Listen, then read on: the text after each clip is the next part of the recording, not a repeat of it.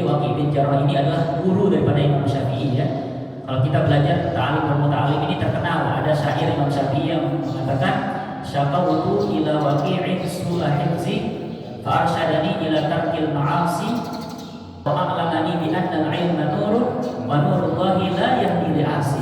Nah, jadi kepada Imam Waqi' inilah, jadi Imam Syafi'i punya guru pada Imam Waqi'. Jadi Imam Syafi'i itu terkenal dengan hafalannya yang sangat-sangat kuat.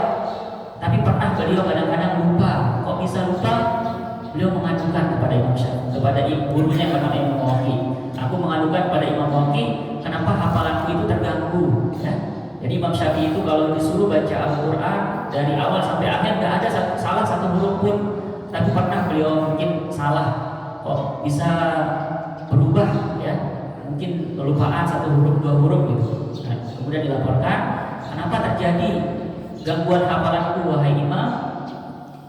Fa'arsyadani ila tarkil ma'asi. Maka itu adalah dengan sebab melakukan maksiat. Nah, Imam Syafi'i itu tidak pernah beliau melakukan maksiat ya.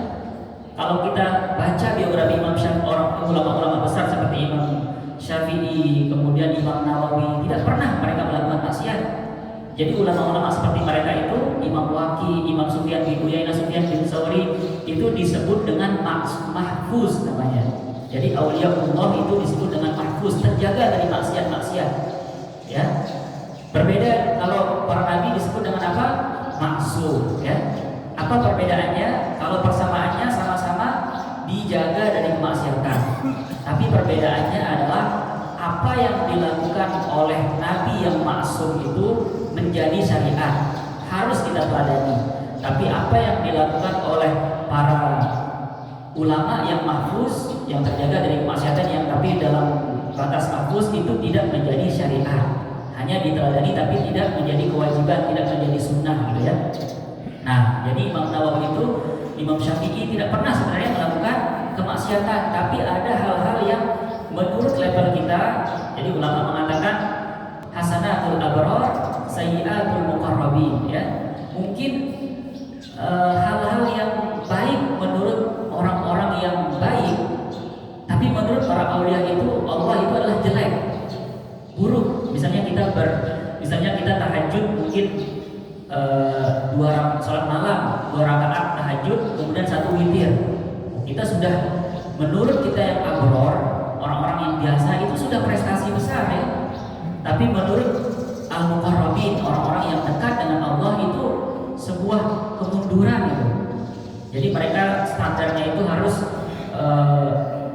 mendirikan malam itu dengan berjam-jam sholat, sampai Imam Syafi'i itu mengatakan 1 malam itu mengkhatamkan 1 Al-Quran ya, 1 malam, setiap malam seperti itu. Atau yang di luar bulan puasa, Imam Syafi'i membaca 15 juz lah setiap malam, tapi kemudian siangnya 15 juz ya.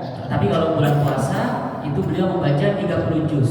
Nah, 1 juz saja kurang, itu sudah kemunduran bagi Imam Syafi'i. Sedangkan kita bisa baca 1 juz saja 1 malam, itu kan sudah istilahnya hasanat, itu sudah kebaikan yang sangat-sangat besar. Nah, begitupun Imam Syafi'i itu ketika kita artikan bukan berarti Imam Syafi'i, na'udzubillah, bukan berarti Imam Syafi'i misalnya minum khamar. Misalnya, karena ada maksiat yang dilakukan oleh Imam Syafi'i sehingga terganggu hafalannya, bukan berarti maksiat yang dilakukan oleh Imam Syafi'i itu adalah minum khamar, kemudian misalnya memandang kepada aurat, refleks saja atau tidak sengaja saja melihat betis, misalnya melihat betis wanita, itu langsung terganggu hafalannya. Nah, sedangkan kalau kita mungkin bilang kan, karena tidak sengaja itu rezeki. Nah, makanya Imam Syafi'i itu setiap jalan itu harus menundukkan pandangannya biar tidak senang seperti kita itu rezeki ya. Nah, itu sudah terhitung bagi Imam Syafi'i itu. Kalau bagi kita itu tidak maksiat, itu rezeki bagi kita. Tapi bagi Imam Syafi'i hal-hal sekecil itu adalah terhitung sayyi'at atau sebuah keburukan. Sehingga dengan menjaga diri daripada hal-hal itu, jadi semakin besar nikmat yang Allah SWT berikan kepada hamba, maka semakin besar hukuman kalau dia melakukan sekecil maksiat pun ya. Paham maksudnya ya? Nah, jadi berbeda standarnya kita yang manusia biasa ini dengan ulama seperti Imam Syafi'i. Ini Imam Waqi' mengatakan seperti itu. Wa arsyadani ila tarkil ma'asi. Kalau kamu pengen bagus hafalanmu, maka tinggalkanlah maksiat.